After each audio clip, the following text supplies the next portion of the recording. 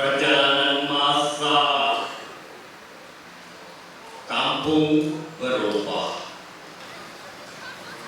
Tiupan angin kencang lupa sejarah. Langit bersuara memanggil nama kita. Nadi-nadiku bergerak. Menggali kenangan indah.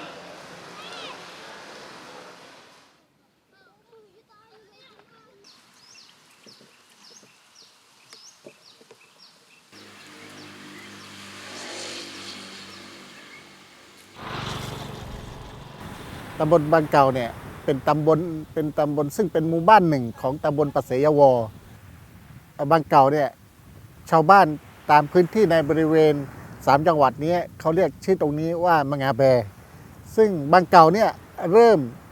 ที่ตั้งบางเก่าเนี่ยเริ่มมาจากแยกออกจากตำบลปะเสยวเนี่ยมาตั้งเป็นตำบลบางเก่าจึงเรียกว่าตำบลบางเก่าซึ่งตำบลบางเก่าในตรงนี้ภาษาถิ่นที่เรียกกันมาตั้งแต่อดีตก็คือมะงาแบนี่แหละครับตั้งแต่เด็กเนี่ยเราก็สงสัยอยู่แล้วว่าระหว่างชื่อที่เราเรียกกับชื่อที่เขาเขียนในภาษา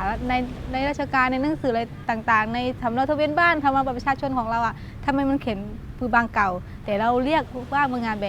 ตกลงว่าระหว่างบางเก่ากับเมืองอาแบเนี่ยอันไหนคือหมู่บ้านของเราคือชื่อหมู่บ้านของเราตั้งแต่ดั้งเดิมเอาง่ายๆคือญาติเพื่อนมาหาอะไรอย่างเงี้ยหา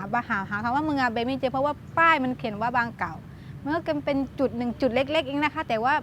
คือทุกคนประสบปัญหาเหมือนกันตอนนั้นรู้สึกว่าแปลกๆเนาะเพราะว่าเดิมเนี่ยเมืองงาแบอยู่แล้วทำไมจู่ๆก็มันเป็นบางเก่าถ้าใครถามตรงนี้ก็ไม่ได้เรียกบางเก่านะก็เรียกมาจากไหนก็เรียกงาแบอยู่ตรงนั้นแหละแต่ว่าในสำเนาในหลักการอ่ะเป็นบางเก่าตัวนี้ทำให้ชาวบ้านคือไม่คุ้นเคยตรงนี้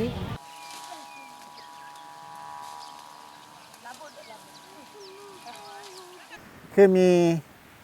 พี่น้องของพวกเรานะฮะพี่น้องญาติพี่น้องของพวกเราจากมาเลเซียเพื่อที่จะมากินบุญหรือมางานแต่งงานอะไรสักอย่างเนี่ยเขาไม่เคยมานานหลาย10 ปีแล้วเขาเข้าใจว่าตามปัจจุบันต้องมีป้ายมีอะไรใช่ไหมฮะพอมาปั๊บเขาเลยถึงปานาเระเลยไปหาดแกเลยไปถึงตัวเมืองปานาเระเขาหาเมืองอาแบไม่มีเลยเขาโทรศัพท์มาหาญาติพี่น้องที่บางกาที่ต้องไปรับมาอ้าวเมื่อกี้ผ่านมาแล้วเนี่ยเลยไม่รู้ว่าเป็นมะงาแบซึ่งชื่อเรียกเท็จจริงของพื้นที่ดั้งเดิมกับชื่อที่ตั้งขึ้นมาเป็นบางเก่านี่ไม่สอดคล้องกัน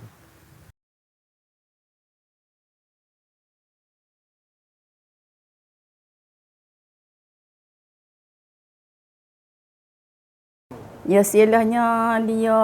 Kubai tu ada situ. Dia mau usah dia laut tu masuk laut dia dekat sikit pada ni. Pada dulu dia dekat sikit. Pas suruh ombak tu, kelih Kubai iu ada dalam Kubai tu. Iu putih. Ada iu. Lepas tu dekat panggil Kubai iu. Tak nak hemok duduk situ. Gapo duduk main ke bayu, gapo duduk main ke bayu. Pada tak bercelang, kata kok mananya. Jadi mak asal dia, mak tak kena dia. Mak tak kena asal lagi. Dia alih apa ke bayu, hok ke bayu. Alih bercelang gapo tak tahu. Orang tua-tua kata gapo nama bercelang tak tahu. Mak tak tahu kata gapo bercelang.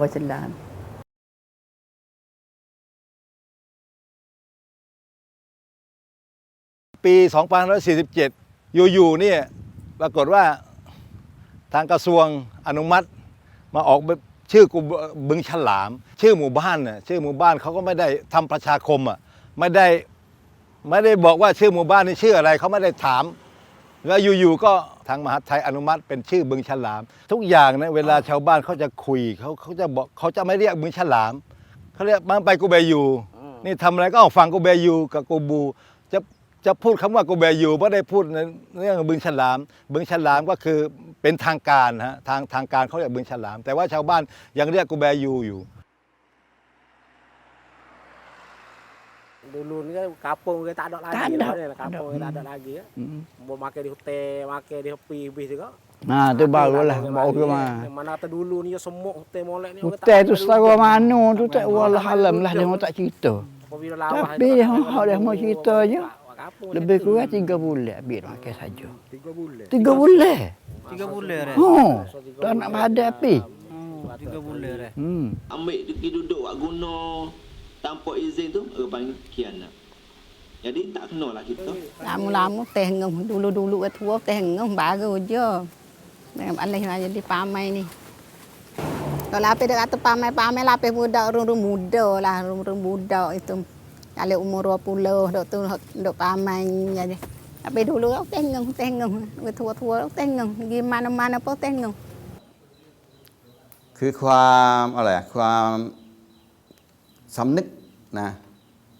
ศักดิ์ศรีนะไปดูบ้านเขาโฮเทลทัวร์มัน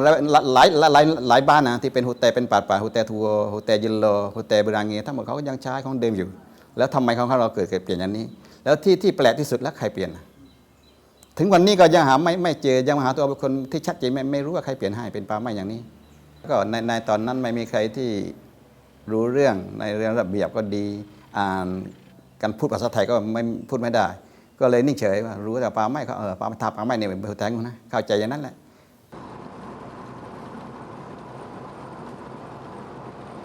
แต่ทีนี้เวลาทางราชการนี่นะ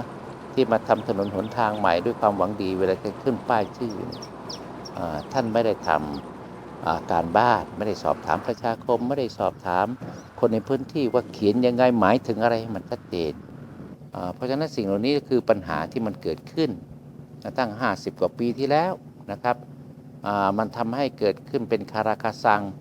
อย่างเช่นอีกหมู่บ้านหนึ่งในแถวตากใบนี่เพียงเพราะเห็นริมถนนนั้นมีกองกระดูกหมูนี่นะครับทับอะไรมากๆก็เลยกลายเป็นชื่อหมู่บ้านว่าโคกกระดูกหมู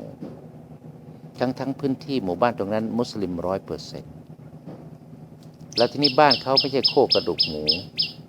เขาเรียกบางโกยามูหรือโคกยามูคือที่ดินเนินที่เป็นโคกแล้วมีต้นชมพู่มากมายก็เป็นชื่อบางโกยามูหรือโคกยามูแต่ในการไปใส่คำว่าโคกกระดูกหมูนี่เวลาใครจะไปตากใบนี่ผ่านเส้นทางนั้นจากอำเภอเมืองนราธิวาสจะไปตากใบก็จะเห็นภาพนี้แล้วก็เกิดความสงสัยมันมาได้ยังไงชื่อหมู่บ้านนี้ทั้งที่หมู่บ้านนั้นนี่เป็นหมู่บ้านมุสลิม 100%นะครับเราดูในทำเนียบของหมู่บ้านใน3จังหวัดนี่มีข้อผิดพลาดมากถึง 1,700 หมู่บ้าน3จังหวัด4อำเภอตามที่ชาวบ้านเรียกจริงๆชื่อบ้านนี้ก็คือปาลาบาตัสเกาะกาโปคือปาลาบาตัสเกาะกาโปนี่หมายความว่าหัวถนนหัวถ้าตามภาษาไทยเราก็หัวถนนอะไรนะหัวถนนเต่าเผาปูนหลังจากติดป้ายเนี่ยชาวบ้านก็ทำไมมาเป็นอย่างนี้แล้วชื่อเงาะกาโปเนี่ยหมายความว่าอะไรเงาะกาโปซึ่งไม่มีความหมายใช่ไหมเงาะกาโปเนี่ยมีความหมายไหมไม่มีใช่ไหมก็ชาวบ้านก็มาติดอยู่ตรงนี้ทำไมแล้วก็ถามไปมาจะเปลี่ยนให้ตามเดิมได้ไหมเพราะว่าชื่อหมู่บ้านนี่ไม่มีความหมายตอนบ้านลีโดทางการมาเปลี่ยนเป็นบ้านปิโดซึ่งเมื่อความหมายของปิโดเป็นความหมายที่ไม่ดีเป็นความหมายอวัยวะเพศผู้ชายกับผู้หญิงฉะนั้นเมื่อขึ้นป้ายปิโดคนที่ผ่านมาทางหมู่บ้านของผมก็จะมองในทางที่ไม่ดีฉะนั้นทางชาวบ้านก็ต้องการที่จะเปลี่ยนหมู่บ้านหนึ่งเป็นชื่อปลาเหมือนกันอีเก็บใบในหมู่บ้านนั้น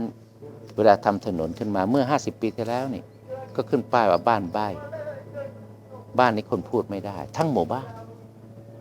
และหลายอย่างสิ่งเหล่านี้จึงทำให้พวกเราซึ่งทำงานวิชาการแล้วก็เป็นนัก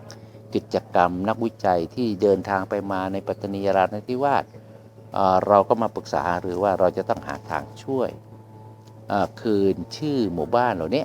ให้กับชุมชนเราทำมาในฐานะว่าเรานี่คนในพื้นที่เราก็พบว่ากฎหมายรัฐธรรมนูญนี่เปิดโอกาส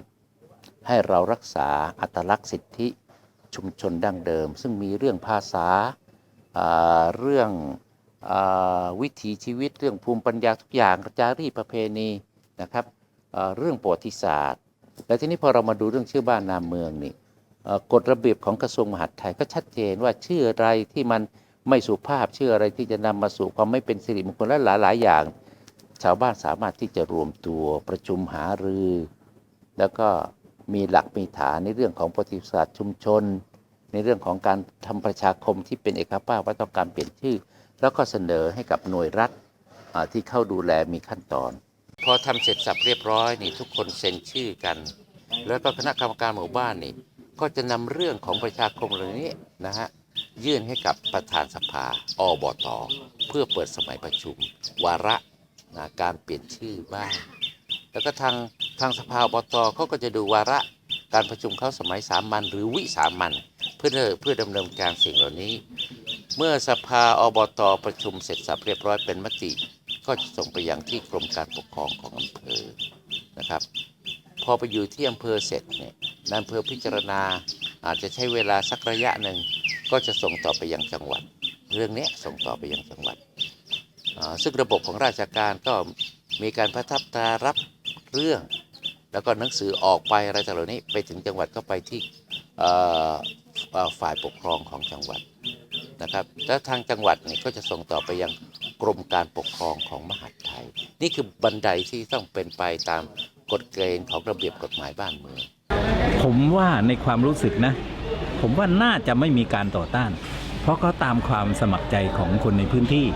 นะจากผู้นำท้องถิ่นบ้างอะไรบ้างอย่างนี้แล้วเราจะต่อต้านยังไงผมเชื่อว่าหมู่บ้านไหนที่เป็นพุทธอยู่แล้วหรือว่าเป็นคนพุทธล้วนอย่างนี้เขาจะไม่เปลี่ยนแปลงหรอกถ้าเป็นความหมายเดิมของเขาอยู่นะแล้วมุสลิมเขาก็ไม่ต้องการให้เปลี่ยนแปลงอะไรเขาต้องการเปลี่ยนแปลงของเขาให้ตรงตามหลักการของเราที่ตรงตามชื่อบ้านของเขาจริงๆตรงตามความหมายอย่างนี้ในความรู้สึกส่วนตัวนะว่าดีแล้วให้มันตรงใช่อย่างบ้านผมนี่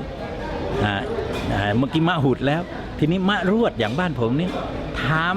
มุสลิมเขาก็ไม่รู้ว่าแปลว่าอะไรมะรวดพุทธเขาถามแล้วนะคนไทยเราก็ไม่รู้เรื่องเหมือนกันก็เปลี่ยนใช่มันถูกต้องแล้วมันก็ได้ผลดีทั้งสองฝ่ายมีความหมายด้วยเราต้องทำใจคือต้องใจให้กว้างถ้าเขาอยากจะเปลี่ยนผมว่าให้โอกาสเขาเปลี่ยนแต่ถ้าหมู่บ้านไหนที่เองดีอยู่แล้วชื่ออย่างนี้เดี๋ยวก็โอเคเ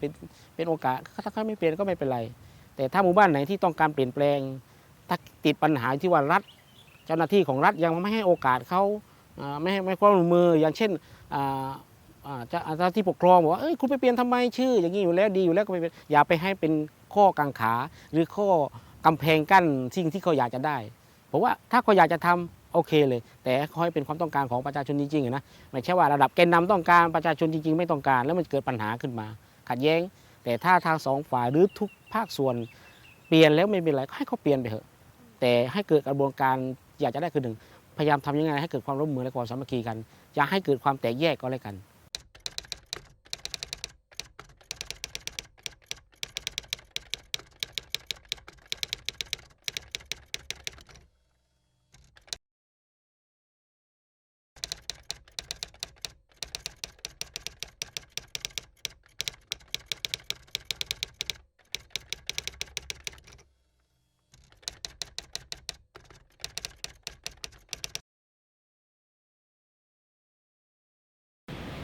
สิ่งที่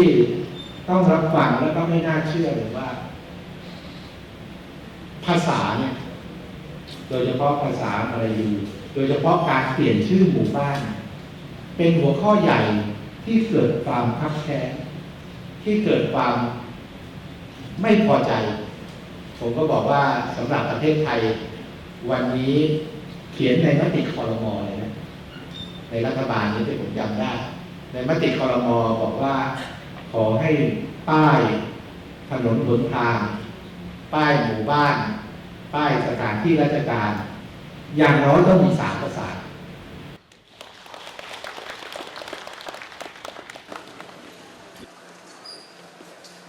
ขอเรียนเชิญท่านอาจารย์ปริชาติสวรรณบุภานะครับผู้อำนวยการสถาบันสิทธิมนุษยชนและสันติศึกษา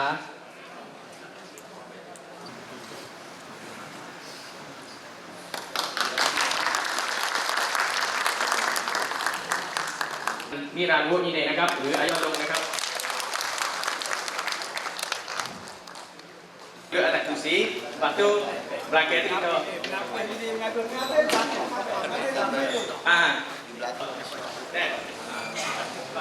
kita untuk belajar pertama sekali.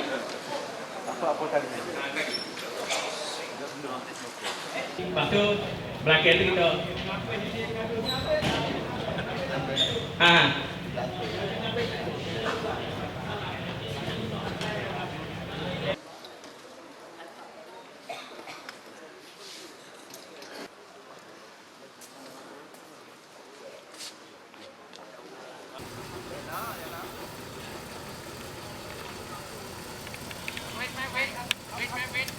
Okay.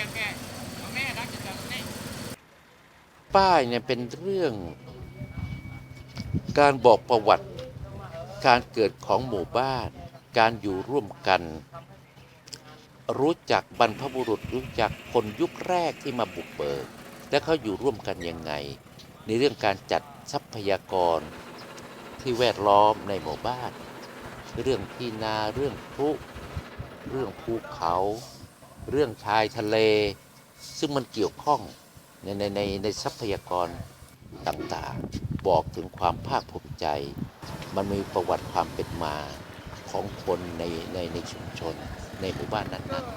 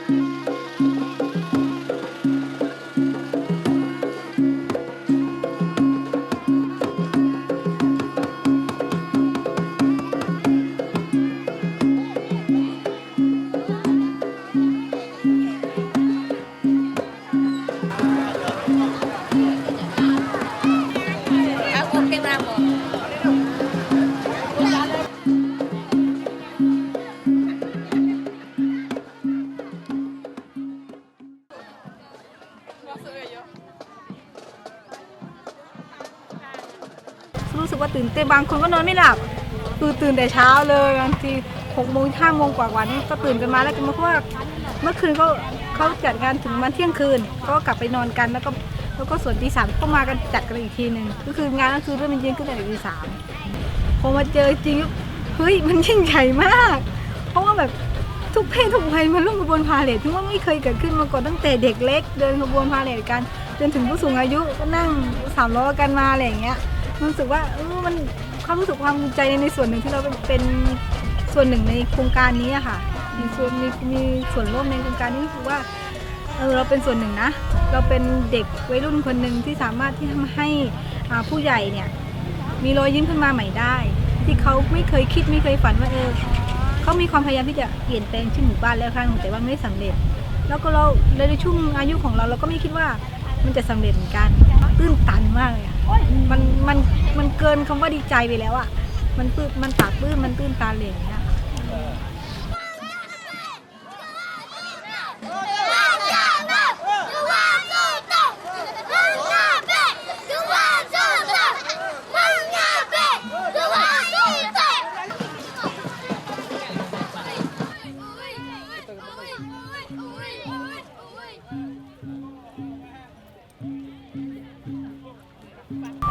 จากที่ผมคุยกับคนเก่าคนแก่ซึ่งอายุมาก 70-80 ปีนะเขาไม่เคยคิดว่าจะได้เปลี่ยนชื่อใหม่เขาไม่ได้คาดคิดว่าจะเปลี่ยนเพราะว่าถ้าไม่เปลี่ยนเขาคืองาแบเขาไม่ยอมเรียกบางเก่าเขาไม่ยอมเรียกบางเก่าเพราะว่าเขาคืองาแบเขาคือคนเป็นงาแบฉะนั้นเมื่อเราได้เปลี่ยนขึ้นมาตรงนี้ความรู้สึกความภาคภูมิใจมีและก็ทุกสิ่งทุกอย่างเมื่อใหญ่โตระดับหมู่บ้านตำบลแล้วเนี่ยต้องเอาช้างมาเพราะช้างคือสัญลักษณ์ของผู้ยิ่งใหญ่นั่นแหละก็อย่างน้อยๆเกิดความมั่นใจชาวบ้านเกิดความมั่นใจว่าชื่อเมืองงาแบชื่อเดิมและมาแล้วของเราตั้งแต่เดิมบางเก่า แต่ก่อนนี้เขาไม่รู้ว่าเข้าใจว่าบางกอกนี่อะไรกันเขาอยากจะเปลี่ยนมานานแล้ว แต่ว่าไม่มีโอกาสที่จะเปลี่ยนไม่มีใครที่จะผลักดันการเปลี่ยนชื่อเนี่ยมันยากมันไม่ใช่แค่คำว่าเปลี่ยนชื่อเหมือนกับว่าเรากลับไปเป็นคือตัวตนของเราอ่ะเหมือนกับว่าตอนนี้เราเป็นตัวตนอื่นแต่ตัวตนของเราที่แท้จริงคืออีกตัวตนหนึ่งซึ่งเราสามารถที่จะกลับไปเป็นเหมือนเดิมได้อะไรอย่างเงี้ยค่ะMak suka kata ke baju tu rasa mak suka mak pergi pak tanah mak pun jadi mak suka. Mak suka di ke baju kelik dah lah mak kata. Mak rasa gitu